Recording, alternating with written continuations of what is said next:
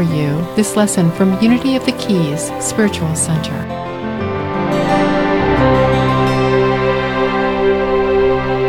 Good morning. Good morning. And I just want to thank you for again inviting me here. I am doing my typical disclaimer. And that is, if I say something that offends you, I'm sorry. If I say something that's a little not your theology, just leave it. Take what you need and leave the rest, okay? This Sunday is the first Sunday of Advent, and so I was given permission to take, because I really had no time to tell you the honest to God's truth, to write two different messages, because I usually do write a different message for you all than for over there. It's just because it's, it's a little different, and so I get to stretch here. Well, a little bit. But today I'm just telling you right up front that this is this morning's message, and so it's a little different than what I normally do here, so it's a tad bit more traditional, so I'm asking for forgiveness ahead of time.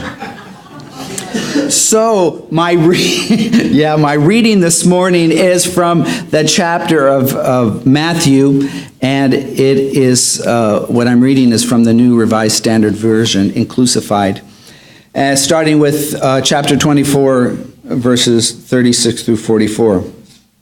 But about the time and hour no one knows, neither the angels of heaven nor the Son, but only the Creator. For as the days of Noah were, we will be the coming of the Son of Humanity. For as in those days before the flood, they were eating and drinking, marrying and giving in marriage until the day Noah entered the ark, and they knew nothing until the flood came and swept them all away. So too will be the coming of the Son of Humanity. There will be two in the field, one taken and one left. Two women will be grinding meal together, one will be taken and one be left. Keep awake, therefore, for you do not know on what day your Lord is coming.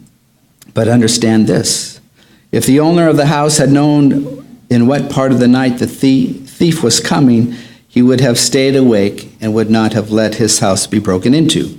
Therefore, you also must be ready, for the Son of Humanity is coming at an unexpected hour. Now, a disappointment could be felt in pastors' studies everywhere surrounding this Sunday with this reading. The Old Testament reading was wretched. I would never read that here. It was rough and tough, and it was awful. So I decided not to read that here. But pastors in many churches follow a lectionary, which means we have the assigned readings for each and every Sunday. And so this was the assigned reading for today.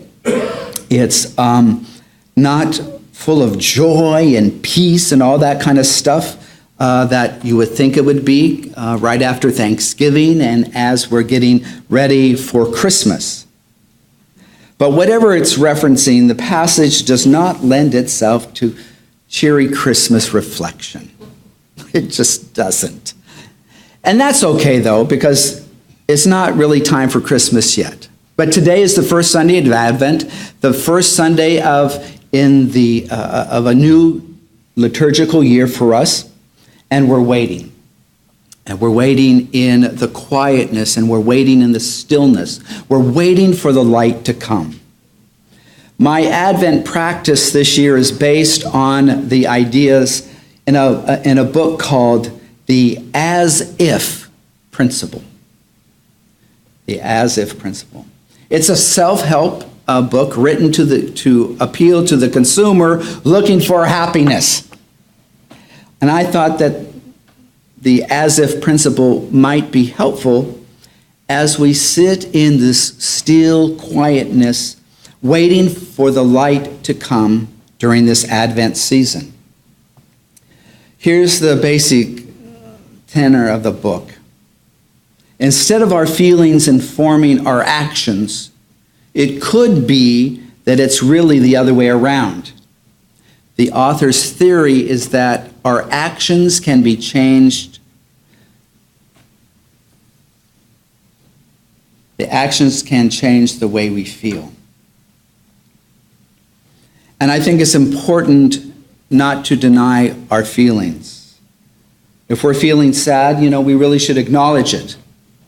We may have some really good reasons to be sad, feeling sad.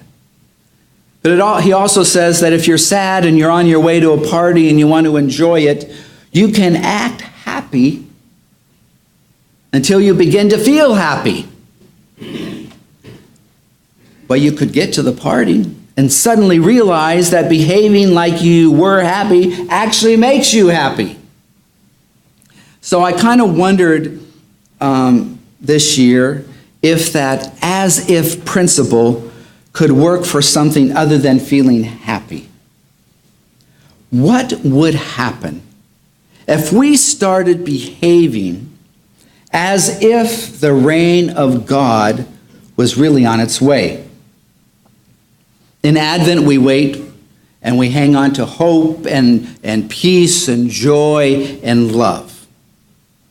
But what if this Advent we look around at our broken world and instead of feeling defeated, we imagine the world as if God's highest dreams for who we can be, how we come together as family, might be happening or taking place. Maybe it's the power of positive thinking, or maybe it's just the hard work of following the principles that we all cling to and follow. In fact, long before the as-if principle was written, theologian Jürgen Moltmann suggested that this was, in fact, the work of the church. He writes, members of the community of faith should be a community that waits for the kingdom of God and whose life is determined by that expectation. So today we embrace the Advent Sunday of hope by wondering what it would be, what would happen if we lived life as if we were paying attention. Our gospel message this morning is, in fact, about people who weren't really paying attention, and they got surprised by the end of their world. This text is included in Mark, and it's included in Luke. It's a gospel written for a Jewish group of Christians whose world was getting scarier and scarier around them. It was given on the Mount of Olives, where it gets its name. In each of the three New Testament accounts, the speech comes right before Jesus' arrest. So we can imagine that during these times that he spoke, things were not going quite well. Tensions were high, and people were actually scared. And if they got nothing out of what he said, at least those people who were following him knew something was up. The life, as they knew it, was shifting. And that, however, came to be where things were shifting, a big shift for them and a big change. This passage comes in handy when people try to scare people and write whole series of books and produce numerous movies about the terrors of being left behind. Some of you might be familiar with Tim LaHaye, his movies and his books. But I don't think that's what's being said here today. And I think that we need to take another look at this passage. There's something powerful and deep and revolutionary even about what those words that Jesus spoke were. Here's what he said, something like this. Just like the folks who lived in Noah's time, some people were just going about their business, life as usual, when a whole segment of the population was swept away to face judgment. And just like that turn of events, there were two working in the field, and suddenly one was gone, and two women grinding grain, but all of a sudden only one was left. In traditional thinking, the interpretation was always that Jesus is talking about when he will come again and whisk the faithful up into heaven so that they can live happily ever after. Amen. And the poor, unfortunate ones left behind, well, they're in for a terrible time. The worst thing you could do is be left behind. But I don't think that's what is being said here. If you read the passage again, you can see that it's the people who get swept away in the flood or in the field or in the process of grinding grain. Those are the people who are on their way to face God, whatever that means. It's the people who are left behind with whom Jesus is concerned, for whom he has set out, I think, an important calling, mission, and challenge. They are the ones who are tasked, like Noah and his family, with building a new world, a whole new world of living and being human in this world God created, even in the middle of fear and uncertainty. So Jesus wants his followers to know that it is their task, our task, to be vigilant, to watch, and to wait.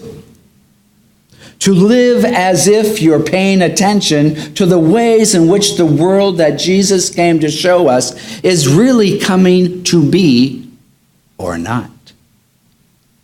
To attend to the work of caring for each other and healing our world.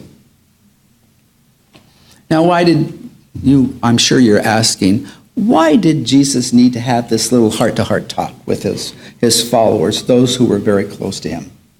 Perhaps Jesus, who lived a human life and walked through all the pain and joy of what it means to live on this earth and to be fully like and totally like you and me, knew that his disciples and everyone who follows his teachings might on occasion be sidetracked from time to time by the sheer craziness of this world in which we live. We could, as he described, be just going around about our business, working in the field, grinding grain. I'm sure we all do that weekly here, you know. I know I do. Or going to class or making dinner, driving down the street, going to work, washing dishes, or any other regular thing that demands our time or attention, or we get all sucked up into those Netflix, series now that just go on and on and on. I have to tell you, I have never ever seen, what is it, Game of Thrones or Throne of Grace, or what is it? I've never seen it. No reason to. But the Queen is coming back, Elizabeth. But anyway, I digress. So we could get so sidetracked that we allow hurtful behavior or damaging societal structures to become normalized. I might be stepping over the line here, but I said it over there, so I'll say it over here. Because you have to remember, my background is Jesuit, very quasi-confrontational, going against the grain, calling it like we see it, and taking no prisoners. We elect an individual, #45. Am I allowed to say that? Yes. Well, yeah, they're changing the law now so churches can now be political completely. Like they haven't been already. I'm talking about the other ones. You know who I'm talking about.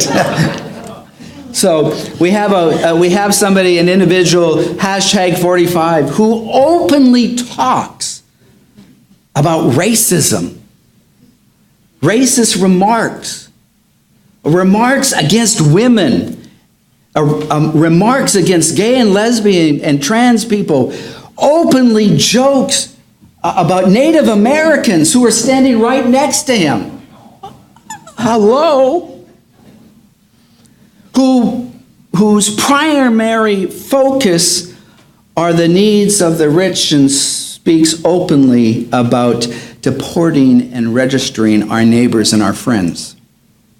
And we look the other way when others suffer abuse. We fail to notice that there is a divine agenda for our world, and it most often is not dominated by the things that you and I find so deeply and all-consumingly important. And that's why I think we need Advent. We need to be shaken out of the ordinary to realize that all is not right with the world and that we need something bigger than ourselves. We need God to take us out of what has become routine and mundane and live as if the Word and the world God hopes for must come to be. Watch and wait, be thinking and acting all the time. A human community of justice and hope, I believe, is our responsibility. To watch out for each other, to seek out and facilitate justice and mercy, even when we're scared and unsure, and the evidence around us seems to say that the world is going to hell in a handbasket. Even when we are so scared that our voice shakes, but we say it anyway. We live as if we're paying attention. We live with the conviction that there is more. There's more to imagine. There's more to be done. And complacency and status quo is not just going to cut it anymore. That is what Advent is to me. In anticipation of Jesus arriving, we practice now how we expect to live then. Every year, am I too far over the edge? No? Oh, I'm okay, okay. I always look to her, she is my rock. She is my touchstone right here. Because I can read, right? Her face might not move here, but I can see her right in her eyes. I'm good. Every year, the Oxford Dictionary names a word of the year. And I haven't seen what Oxford has called 2017's word of the year yet. But in 2016, the word was post-truth. Yes, post-truth. That or complicit. One of them choose complicit. But that couldn't work with this, so I had to use... Next year, I'll use complicit later, trust me. So, 2016, word of the year, post-truth. Anyone who's been paying attention, anybody who's been alive for the last year or so, knows exactly what post-truth is. An adjective defined as relating to or denoting circumstances in which objective facts are less influential in shaping public opinion than appeals to emotion and personal belief. That was their word of the year. Scary, isn't it? But you might not have heard what the runner-up was. In all these things, there's always a runner-up, The runner-up word of the year in 2016 was woke. W-O-K-E. W-O-K-E. In these days of rampant racism and sexism and all the other isms becoming more and more obvious in our society, it has even been more important that we woke. If you remember, a few months ago, a lot of the demonstrations, about a year ago, really, more than a year, some of the signs, you just saw the word woke. It took me a minute. It took me a while to figure it out. But if you go back, you'll see all these signs interspersed in all these demonstrations that said woke. Stay woke. Live as if you're paying attention.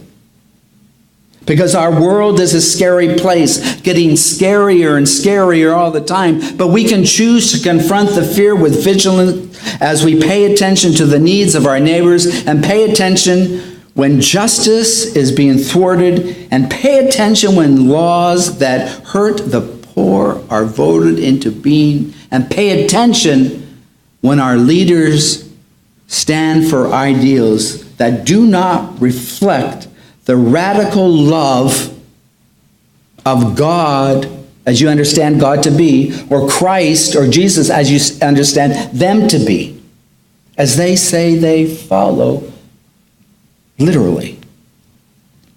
We have to live as if we're paying attention.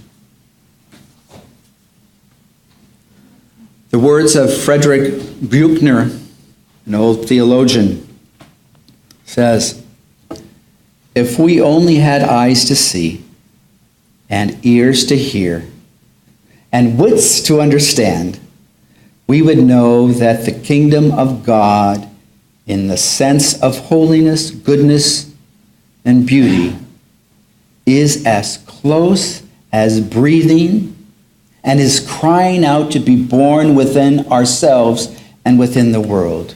We would know that the kingdom of God is what we all